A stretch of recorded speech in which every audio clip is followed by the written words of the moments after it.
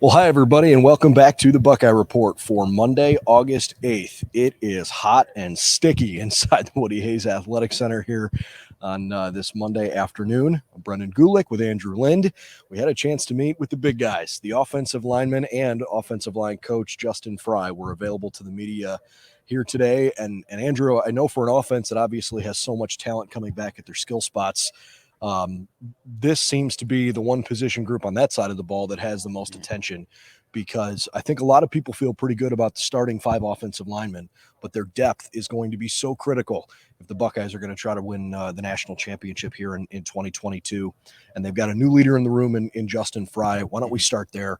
Your impressions on a guy that has a little bit of a different style maybe than what we've seen in the past year. Yeah, I mean, that's going to immediately translate just to what we see from the offensive line, because, I think Stud was more of just somebody who would yell at you when something was wrong. And, the guys kind of even acknowledge that today, is that, when they screw up in front of Justin Frye, he doesn't only, tell them that they screwed up, but then he actually goes and shows them the process of doing it the correct way. And, that's obviously going to translate into just, doing things the right way on the field. And yeah, I mean, it's such a really big adjustment between those two, but it's obviously going to, pay dividends for them. This is a fun guy to watch coach. We've been lucky in that the offensive linemen are quite literally right in front of us last week on Thursday and Friday when we were able to see a couple of practices. Yeah. And I love his hands-on and also tough love technique, right? I think I even described Tony Alford similarly last week with that tough love. But it's really cool to see a guy who is certainly a younger coach, but not a young coach by any stretch. He has a way of knowing when to put your arm around somebody or knowing when to get in somebody's face. And I think a sport where, I mean, you're as good a lot of times as the guys that can protect you or the guys that can win a battle in the trenches. You kind of need an offensive line coach that has, the new way of thinking and can identify with players, but somebody that can really walk that line well. And I'm pretty impressed with what I had seen from Justin Frye there. Yeah, and another thing that I've really kind of noticed in the limited, practice opportunities that we have is that they're actually using a sled now, and that's not something that they were using in the past. And I think that'll be another thing that translates to game day. Just being able to move people off the ball, and you can't really replicate a game situation in practice, but those things are really going to help you. And, that'll just be another thing that we'll have to pay attention to and see how the line does differently. He was talking a lot about fundamentals and basically saying, look, we are early in camp. Today, Monday, was practice number 4. They were reported Wednesday, Thursday, Friday, Saturday practice last week, Sunday yesterday, an off day on the practice field. They moved into the hotel yesterday afternoon. And now back at it today. So really 4th practice of the fall. But obviously he's been here for several months. He was here for spring ball. And so these guys are used to his line of thinking and way of going about things in practice. But he just said, look, we're so early on. It's about having a great base. It's about understanding how to bend and be balanced. Things that are so elementary for offensive line play that you probably learn when you're playing peewee football. But if you can't do that well, and especially with a young group of collegiate linemen here, you can't expect to keep C.J. Stroud upright or to keep Travion Henderson, from moving the line of scrimmage. Yeah, and I think that, maybe issues along the line were kind of a little bit over-exaggerated in terms of, like, maybe running the ball. Because, Luke Whippler did point out today that, they I don't know the exact numbers, but he said that they led the nation in yards per carry last year. And, so that it's those kind of things that, aren't necessarily an issue, but it's a matter of, the toughness in the moments against like Oregon and Michigan and, those kind of things that where they weren't maybe where they should have been. And I think that's where Frye is going to help. I can't wait to see him get out on the sideline on game days. I think he's going to be one of the feature pieces. You might not be able to see it from home, but if you're in the stadium, obviously you're watching the game. I'm going to watch Justin Frye on the sideline. I love his style. I love his energy and his passion. It's going to be fun to watch him work with the linemen this year. He's got a heck of a group that we think is going to be the starting 5. There's been a heck of a lot of attention so far to DeJuan Jones and how he's dropped a little bit of weight. Looks like he's in better shape. And obviously, if he can be an elite offensive tackle, it's going to be a real staple for the line. Paris Johnson moves out from guard to tackle. Those two guys are going to get a lot of the headlines, and for good reason. They're both legitimate NFL prospects. Yeah. Let's start with DeWand. He still looks like a monster of a human being.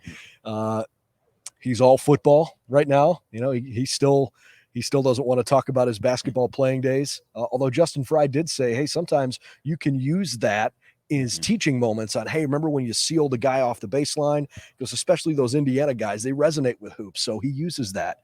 But DeWand seems to have kind of a free-spirited mindset, I think. I think there's a lot of good reasons to be watching him this fall. Yeah, I think that he really kind of took a beating toward the end of the year, the little Michigan game, and that really was something that stuck with him when he was making his NFL decision. And I think that just having a full off season where you're saying, okay, well, these are the things that I need to get better at, and this is where I have to improve, and those kind of things. And then having a new coach who is teaching you new things and giving you a little bit of a different perspective, like that's only going to help him as well. Paris Johnson is an elite talent and told us how much he has been spending time trying to live in the moment and enjoy the day. And he kind of laughed. He goes, I don't know if I had that mentality in camp last year.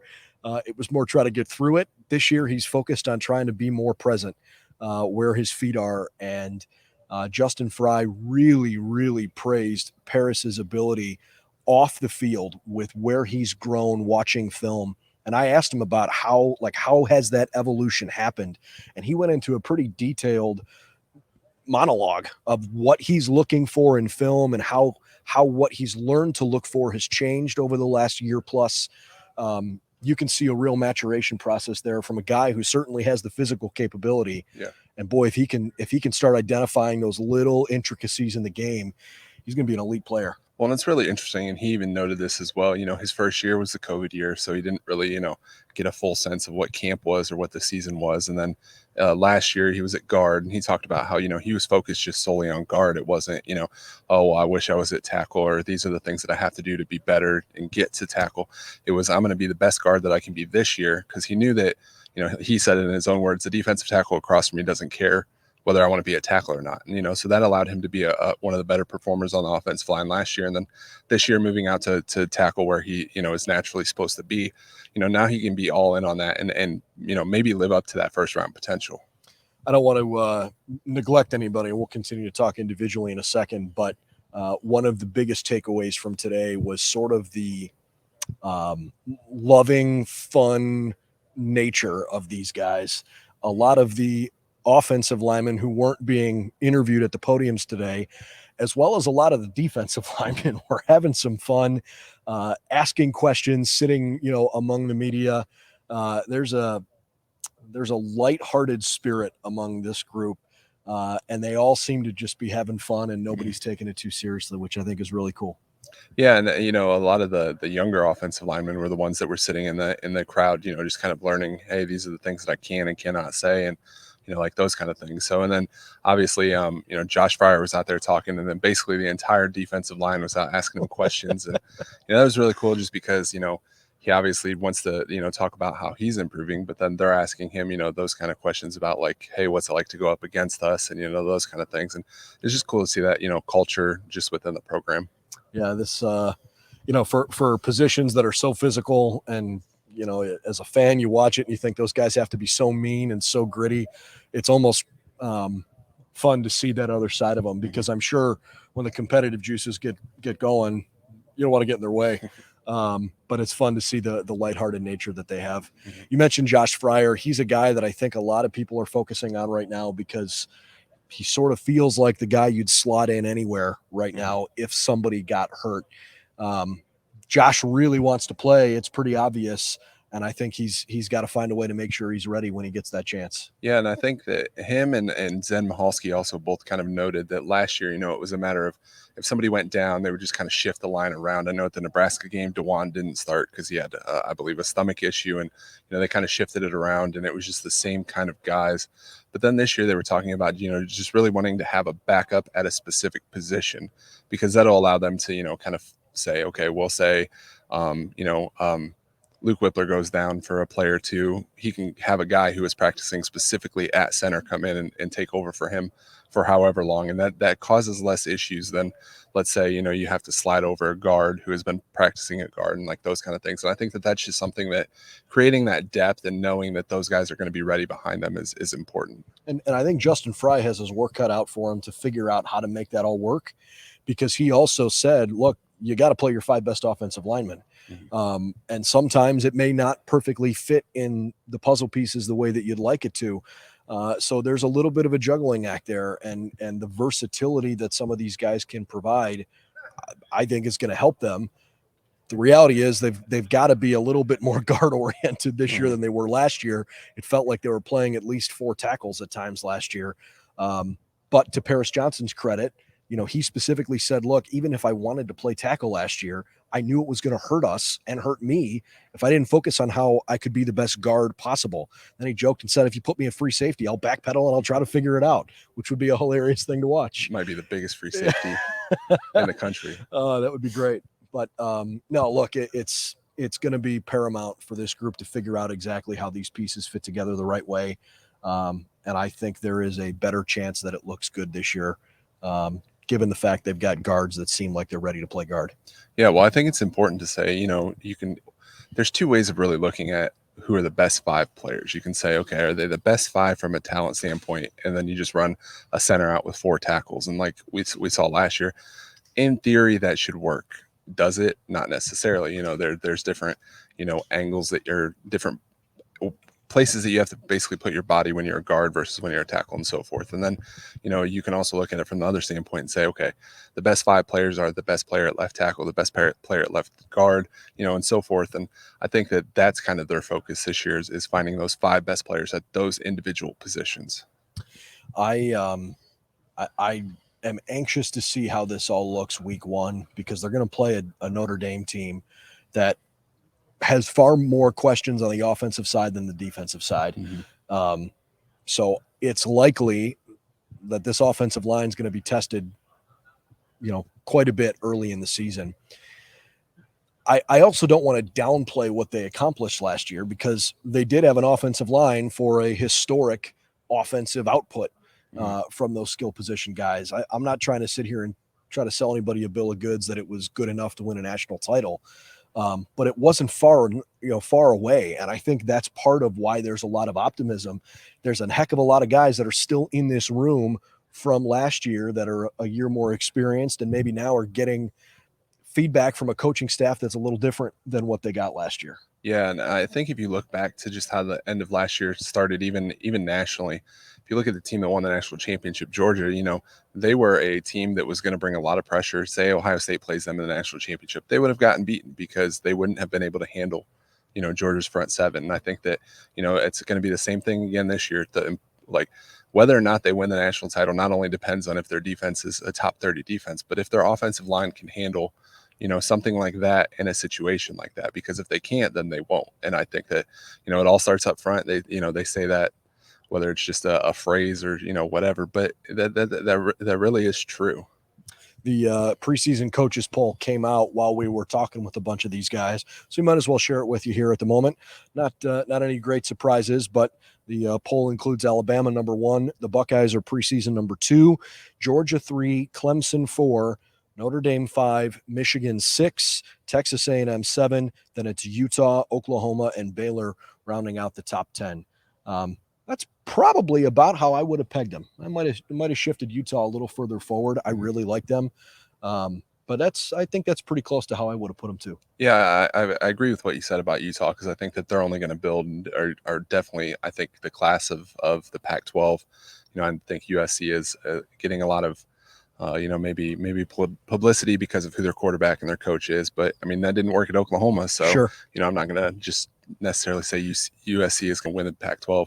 But I think that, I mean, if I had to say what my off the top of my head, what the playoff would be, Alabama, Ohio State, Georgia, Utah. So, I would probably start booking tickets to the Fiesta Bowl right now if I was you guys. But for what it's worth, the college football playoff semifinal sites this year are in Atlanta and Phoenix. Those are on New Year's Eve.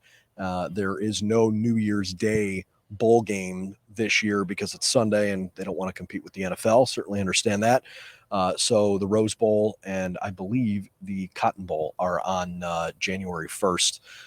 The Orange Bowl and the Sugar Bowl are on, but they're before the playoff game on the 31st. And then I believe Miami is actually on the 30th. That's a long way away, but it's also going to be here before we know it because that's kind of how things go. Yep. Let's wrap with Luke Whippler. Haven't talked enough about him. Obviously a mainstay on this offensive line this past year. And considering where the Buckeyes were 2 years ago at that position, they got some more stability with him. Now I think this is a chance for Luke to really, really be a leader. Yeah, and last year, he was battling Harry Miller throughout fall camp, and obviously Harry had his own personal issues that prevented him from maybe competing to the fullest extent. But Luke really came into that job and did really well. And he was only a redshirt freshman, so he had still a lot of things to grow upon. And, he's really taken that kind of to heart this offseason and feels a lot more comfortable with it and says that, his repertoire with CJ is at its best. And, that's only going to translate to the field because if the quarterback and center are on the same page from the beginning, then the rest of the team is going to be on the same page. So, yeah, it'll be exciting to see, just his growth from year 1 to year 2 and, just how he builds upon that. Ohio State football camp continues tomorrow. We've got linebackers, and that means we've got defensive coordinator and linebackers coach Jim Knowles on the docket to speak with us. We are really looking forward to hearing what he and what they have to say because that I think maybe we've put the two groups back to back here Monday, Tuesday this week that perhaps have the most intrigue. It's a loaded group. And probably going to be a 4-2-5, which means you're only going to see two of those guys on the field at once. But that certainly doesn't mean that they're not capable of going pretty deep. Can't wait to talk with Tommy Eichenberg and Chip Trainum and Steel Chambers, the rest of the group, tomorrow afternoon. We'll have it all for you here on Buckeyes Now on our YouTube channel. We'll put up as many of the press conferences as we can so you can hear directly from those guys. You'll hear from Coach Knowles, and then afterwards you'll hear from us on the Buckeye Report. For Andrew Lind, I'm Brendan Gulick. We'll see you tomorrow back at the Woody Hayes Athletic Center here in Columbus.